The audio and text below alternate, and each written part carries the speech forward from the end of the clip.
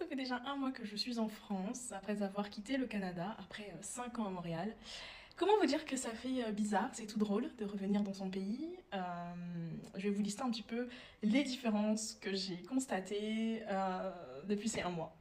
Alors déjà, mais qu'est-ce que ça fait du bien d'aller au restaurant, d'aller faire des magasins et qu'il n'y a pas de taxe. En fait, la taxe elle est déjà incluse, donc il n'y a pas besoin d'ajouter une taxe ou il n'y a pas besoin d'ajouter des tips au restaurant. 24 euros, ça reste 24 euros. Le prix affiché reste le prix affiché. Franchement, c'est juste trop bien. Ça, c'est vraiment trop bien parce que vraiment, les tips au Canada, ça me fatiguait. Donc là, plus de tips, tu donnes vraiment si tu veux, mais il n'y a plus vraiment cette obligation-là. Bien qu'au Canada, c'est pas obligatoire, mais c'est fortement recommandé. Et si tu ne le mets pas, ben, on peut t'afficher, on peut te dire mais pourquoi t'as pas mis. Or qu'ici, c'est pas le cas. Tu vas manger pour le prix indiqué sur la carte et c'est trop bien. Deuxième chose, bah forcément en France on mange trop bien. On mange trop bien, la charcuterie, je pense que j'ai pris 3 kilos parce que je mange la charcuterie, le fromage, des apéros, enfin tout est tellement bon. Tout est tellement bon, t'apprécies encore plus la gastronomie quand tu reviens en France, c'est dingue. Parce que quand tu baignes dans ça, tu t'y habitues, mais quand tu pars à l'étranger, tu reviens, mais t'es comme un fou en fait. La troisième chose, un peu moins drôle, sur le plan administratif, il faut tout refaire. Donc, il faut vraiment s'armer de patience. Il fallait que je refasse ma carte vitale, parce que, bah, bien évidemment, après, je pense, 6 mois hors du territoire, ta carte vitale ne fonctionne plus. J'ai pas le droit au chômage aussi, parce que ben, tous mes droits ont été éradiqués, parce que j'ai fait plus de 4 ans et demi à l'étranger. Donc, après 3 ans, tes droits sautent. Donc, il faut vite trouver du travail. Et puis, bah, le travail, il faut aussi être patient, parce que t'as beau postuler, on tapait la peine. Donc, bon, ça, c'est moins drôle. Quatrièmement, franchement, mon forfait téléphonique me coûte 13 euros. Je pense que ça fait tellement du bien de payer un forfait à 13 euros. Au Canada, c'est minimum 50 dollars là. C'est 50 dollars, 60 dollars, tout dépend de ton forfait téléphonique et si tu as pris aussi l'abonnement à la maison, là, internet. Mais minimum, c'est 80 dollars qui sortaient de mon compte, or que là, bah, je paye que 13 euros, donc bah, ça fait du bien. Après, moi, ce que j'aime beaucoup au Canada, c'est vraiment la qualité de vie. C'est après ton travail, tu as une autre vie. Tu as du temps pour aller faire du sport, tu as le temps pour aller voir tes amis. Tu as vraiment une autre vie après ton travail. Ici, tu vas passer 2 heures dans les transports, surtout à Paris. Après, ceux qui sont dans le sud, vous êtes chanceux. Mais minimum, tu vas passer 1 heure ou 2 heures dans les transports de perdu, beaucoup d'énergie. Les transports, c'est vraiment cardio. Les gens sont comme des sardines comme ça dans le RER. Donc, forcément, quand au Canada, bah, tu étais en télétravail, très peu en présentiel. Et puis, quand tu allais au bureau, bah, le métro, c'était comme, c'était vide en fait. Sincèrement, le métro, je pense que je n'ai jamais été serrée comme une sardine dans un métro à Montréal. Franchement, je n'ai jamais été, genre, j'ai jamais étouffé comme ça parce qu'il y avait trop de monde. Donc là, le fait que ben, tu reviennes à Paris, il y a beaucoup de monde, ben, ça te fait bizarre. Ça te fait bizarre parce que vraiment à Montréal, les rues sont dégagées, tout est dégagé et même les routes sont hyper larges. Ici, j'ai l'impression que les rues, les routes sont étroites à mort. J'ai toujours peur que la voiture frotte quelque chose parce que je suis tellement plus habituée à rouler sur des petites routes, or que vraiment au Canada, mais les routes elles sont immenses, faut se le dire. Après, cinquièmement, moi je trouve que le coût de la vie reste quand même plus élevé au Canada. C'est sûr que oui, il y a eu l'inflation, Macron a fait quelque chose de dingue ici, c'est vrai, je suis d'accord, le litre d'essence à 2 euros. Nous, ça nous choque parce qu'au Canada, c'est tellement moins cher l'essence. Mais en termes vraiment de coût de vie, je trouve que le Canada dépasse encore la France. Parce que vraiment, au Canada, tout coûte cher. La nourriture coûte cher, le logement coûte cher, les vêtements coûtent cher, tout coûte cher à part l'essence. Donc clairement, je trouve qu'ici, oui, les prix m'ont choqué parce que forcément, ça a augmenté en 5 ans. Mais j'ai toujours les prix du Canada dans ma tête. Donc pour moi, je trouve que c'est pas cher. Donc, mais pour les Français qui sont là depuis des années, trouveront que c'est très cher. Mais nous, on est tellement habitués à payer en fait des prix exorbitants au Canada que quand on voit les prix de France, on se dit oh ça va. Or que c'est cher, hein, mais on va se dire oh ça va. Sixièmement, bah, le shopping reste meilleur qu'au Canada, en tout cas à Montréal. Sincèrement, franchement, tu trouves de belles pièces, c'est raisonnable, ça va encore. Je trouve que les collections ici à Paris sont vraiment meilleures que les collections H&M ou Zara du Canada. Pour se coiffer, franchement, c'est tellement simple de trouver une coiffeuse ici. C'est rapide, c'est simple et c'est pas cher, contrairement au Canada où le Canada, elles vont te taxer, mais un prix, tu te dis, mais lunaire, pour une coupe bidon et tu seras même pas satisfait du service. Donc là, clairement, tout est en chap-chap. Tu vas à Château d'Eau, paf, une coiffeuse, elle te coiffe dans l'heure. Ça va vite, tu payes tes 50, 60 euros, 70 euros, mais c'est terminé là. Pour le moment, ça va. Mon retour, il y a des ups, des downs. Mais pour le moment, globalement, ça va. Je profite vraiment de ma famille. C'était vraiment ça qui me manquait. tellement. La famille, on se rend compte qu'elle est précieuse quand on est loin d'elle. Donc clairement, je profite à mort de ma famille, je profite du soleil, parce qu'apparemment le temps à Montréal actuellement est juste nul. Donc j'imagine même pas comment les gens doivent avoir le seum de sortir de 6 mois d'hiver et de se taper un été pluvieux. Enfin bref. Donc même si ici il y a la canicule et tout, ça fait tellement du bien. Voilà, d'avoir du bon temps, les terrasses à Paris, la famille, voilà, ça fait trop du bien. Donc pour le moment, en tout cas, je pense que je vais rester encore quelques mois, mais j'ai toujours le Canada dans le cœur. Donc j'ai ma résidence permanente, je pense peut-être que je repartirai d'ici quelques mois, si les plans de Dieu, voilà. Maintenant après, on verra. Mais bizarrement, en partant du Canada, je me suis rendu compte que j'ai quand même une grosse attache. Forcément, après 5 ans, t'as tes habitudes, t'as ta routine, t'as tes amis. Ici, bah, quand tu reviens, voilà, les amitiés ne sont plus forcément les mêmes. Et puis la vie, c'est pas la même chose. Donc aujourd'hui, ma vie est entre deux pays. Là, je ne sais pas quel choix je ferai. Mais en tout cas, c'est Dieu qui me guidera. J'écouterai mon cœur. Et comme on dit dans la vie, choisir, c'est renoncer. Donc en choisissant la France, je renoncerai à mon Canada, la qualité de vie et tout qui s'en vient. Et en choisissant le Canada, bah, je renoncerai à ma famille, enfin au moment en tout cas hyper important. Je renoncerai à la bouffe, je renoncerai à plein de choses. Donc n'oubliez pas qu'on n'a qu'une vie. Dans une vie, il y a plusieurs vies. Et choisir une vie, c'est renoncer à une autre. Voilà. Il y a tout juste 2 semaines, je vous annonçais qu'on quittait le Canada définitivement pour rentrer en France. J'en ai fait une très longue vidéo sur l'autre réseau social Horizontal Rouge, si vous voulez aller voir. Mais je trouvais ça important aussi de le dire un petit peu partout, qu'en fait c'est très loin d'être facile déjà d'immigrer à l'étranger. Parce qu'en fait quand je parcourais un peu ce que j'avais posté en cette année et demie, je me rends compte que j'ai montré tout ce qui était tout beau tout rose et pas vraiment ce qui était un peu moins, voire beaucoup moins. Mais en fait, c'est hyper important pour moi de vous dire que rien n'est facile en fait. On a tendance à se dire que partir vivre à l'étranger, tu mets tes problèmes sur le côté et tu recommences tout à zéro. C'est un peu vrai, mais c'est surtout très faux. Parce qu'en fait, nous en plus, on a déménagé avec un chien et un bébé, donc à deux. Vous l'avez très certainement suivi, mais ça a été assez compliqué à une période. Voilà, j'ai pas envie de mettre la faute sur le Canada parce que c'est pas vrai, mais tout ça pour vous dire que fuir ses problèmes, c'est vraiment pas la solution, déjà d'une, et que de deux, oui, on est rentré pour plein de raisons que je vais pas étaler ici parce que c'est vraiment long, mais si vous voulez, encore une fois, j'en ai fait une vidéo de vraiment très longue, vous pouvez aller voir, pardon. Mais tout ça pour dire qu'aujourd'hui, ça fait un peu plus d'1 semaine et demie qu'on est rentré. En fait, la réalité, c'est que nous sommes clochards. Voilà, on est hébergés, hein, bien sûr, on ne vit pas dehors, quoi. Mais on n'a rien. On n'a rien du tout parce que si vous avez suivi, on a quitté la France il y a du coup plus d'1 an et demi en vendant absolument tout ce qu'on possédait. On a gardé 4 valises et là, on rentre aujourd'hui, donc on n'a pas de logement, pas de meubles, pas de job, pas de crèche, pas d'école, on a absolument rien, pas de voiture. Donc écoutez, c'est assez marrant. C'est assez marrant, autant le prendre comme ça, hein, parce que honnêtement, c'est une expérience à vivre, quoi. Mais voilà, je voulais surtout vous dire qu'il faut vraiment pas se fier aux réseaux sociaux, parce que c'est vraiment pas la vérité. Et je me rends compte que j'ai pas été hyper transparente, parce qu'en fait, c'est juste pas facile, en fait, d'admettre, déjà admettre à soi-même et de le montrer aux autres, en fait, que on a des faiblesses, que tout n'est pas toujours simple et que la vie te réserve plein de surprises. Mais en tout cas, voilà, sachez que on est bien rentré, qu'il fait beau. Voilà, il fait 20 degrés. Donc, sachant que j'ai quitté le Canada, il faisait -10. Je suis quand même contente de ce point de vue-là. Et voilà, donc là, je poste pas grand-chose parce qu'en fait, mine de rien, en fait, nos journées sont quand même pas mal chargées puisque, moi, en fait, je continue de travailler pour le Canada encore un petit moment. Donc forcément la journée je travaille, mais à côté de ça faut trouver le job d'après, faut trouver une garderie / une école pour septembre pour Billy, faut trouver une voiture, faut trouver un logement, mais tout ça s'imbrique ensemble. En fait, si vous avez pas l'un, vous pouvez pas avoir l'autre. Donc je vais pas vous apprendre comment on vit, mais je pense que vous captez bien comment ça fonctionne.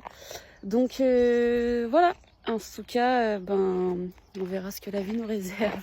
C'est moi que j'ai quitté le Canada et que je suis de retour en France. C'est l'heure du bilan. Une des questions qu'on nous pose le plus souvent lorsqu'on revient de l'étranger, c'est est-ce que tu regrettes pas ton choix? Est-ce que tu es content d'être de retour? Et c'est aussi la question qu'on se pose lorsqu'on prend la décision de quitter le pays dans lequel on vit pour rentrer en France. Mais malheureusement, on ne peut pas y répondre tant qu'on ne l'a pas vécu, donc c'est un risque à prendre. Et dans mon cas, je regrette absolument pas. Je suis très contente d'être de retour en France. J'ai pu retrouver un peu ma petite vie d'avant, retrouver mes proches. Donc pour l'instant, c'est que du positif, même s'il y a aussi du négatif, mais on va dire que le positif l'emporte largement sur le négatif. Après, il y a aussi quelques aspects qui m'ont aidé, je pense, à mieux appréhender mon retour. Le premier, c'est d'avoir pu recommencer un nouveau travail dès mon retour en France, puisque j'avais pu postuler depuis le Canada. Ça m'a permis d'éviter la période de recherche d'emploi qui peut être un peu compliquée et un peu stressante.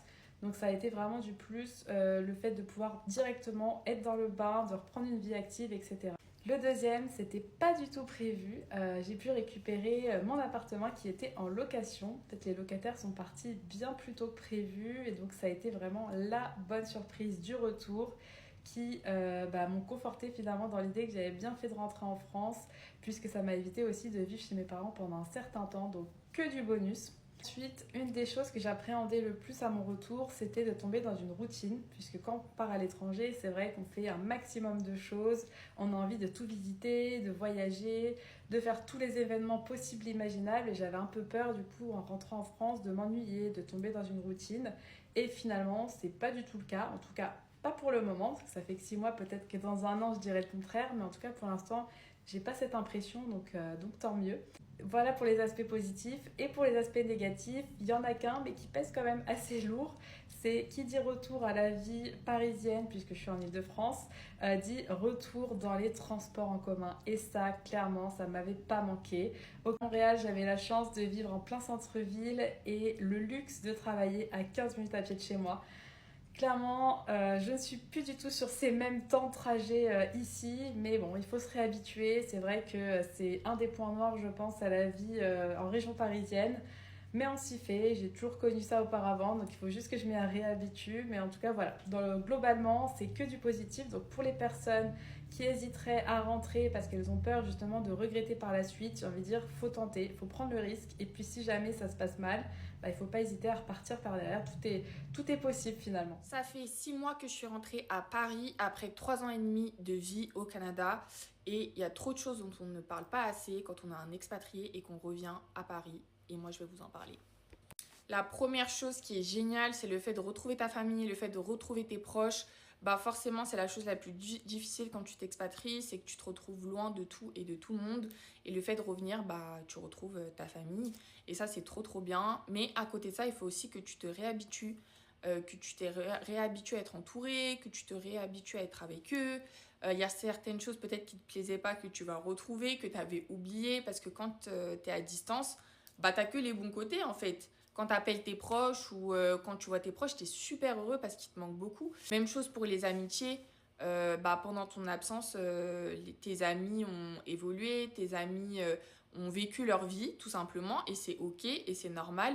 Mais ils n'ont pas vécu ce que toi tu as vécu et donc quand tu vas revenir et que tu vas leur partager certaines choses ou que il y a des aspects qui vont être difficiles pour toi, ils vont pas forcément pouvoir te comprendre parce qu'ils ne l'ont pas vécu. Deuxième point, le monde du travail. Le monde du travail, je pourrais faire une vidéo à part que pour ça. Tellement c'est spécial le monde du travail en France. C'est très hiérarchique quand tu travailles dans des bureaux, quand tu es dans le milieu corporate, etc.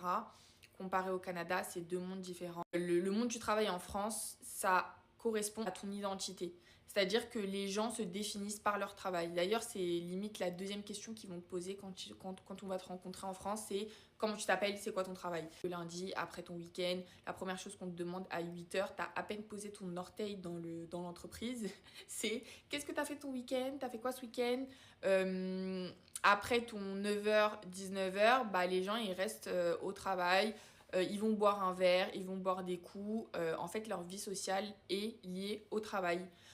Donc c'est très différent du Canada. C'est hyper compliqué quand tu as vécu ça, venir dans cette dynamique-là, un peu plus toxique. Dernier point, par rapport aux Français, on dit beaucoup que les Français ils sont très aigris, etc. Moi je suis pas d'accord avec ça. Ils sont aigris mais pas que. Franchement quand je suis revenue, j'ai été étonnée de comment les Français étaient en fait, comment les Français étaient gentils, comment les Parisiens peuvent t'aider, peuvent te proposer leur aide, etc. Et en partant, comme tu es dans un autre environnement, tu les diabolises tellement que tu oublies, mais en fait déjà on a un peuple sympa et on a un peuple drôle, même si c'est pas toujours le cas. Et je peux le comprendre, franchement, si les Canadiens feraient 9h, 20h à prendre le métro, à sentir les odeurs du matin là, à 9h, des gens qui se sont pas lavés, à être serrés, franchement, même les Canadiens ils seraient aigris. Tout le monde serait aigri dans ces conditions-là. Donc en fait, je peux tellement les comprendre que je vois les choses maintenant différemment. Au final, rentrer dans le pays dans lequel tu as grandi, c'est pas aussi simple qu'on le pense. Il y a quand même une période de réadaptation. Faut prendre le temps, faut prendre du recul. Et si jamais cet environnement ne te convient pas, que tu sois déjà parti ou jamais parti à l'étranger, bah, prends les bonnes décisions et essaye de sortir de cet environnement-là pour t'expatrier à nouveau ou t'expatrier une première fois. Franchement, c'est super important d'être dans un environnement dans lequel vous vous sentez. Les gars, dites-vous, ça va faire officiellement, enfin du moins bientôt 1 mois que j'ai quitté le Canada pour m'installer à Paris. Et comment vous dire que j'ai tellement de choses à dire en fait. Déjà, ce qui me choque vraiment ici, après je comprends vu le contexte social aussi, en ce moment la France de Macron, c'est pas trop ça, mais même avant que ce soit aussi grave que ça, je trouve que les Français ont un sérieux problème avec l'argent. C'est-à-dire que je regarde au Canada, genre les Canadiens, tu sais, comme parler d'argent, faire de l'argent, genre c'est pas un sujet tabou. Je sais pas comment expliquer, mais ici je sens que le rapport à l'argent, il est... Genre les gens ont un souci avec ça. Et je trouve ça dommage parce que en vrai de vrai, ça fait en sorte que ça bride des conversations. Et peut-être que ça limite aussi les chances qu'ont certaines personnes du coup de apprendre à faire de l'argent de l'autre manière. Enfin je sais pas, je trouve qu'il y a juste un rapport très malsain avec l'argent ici.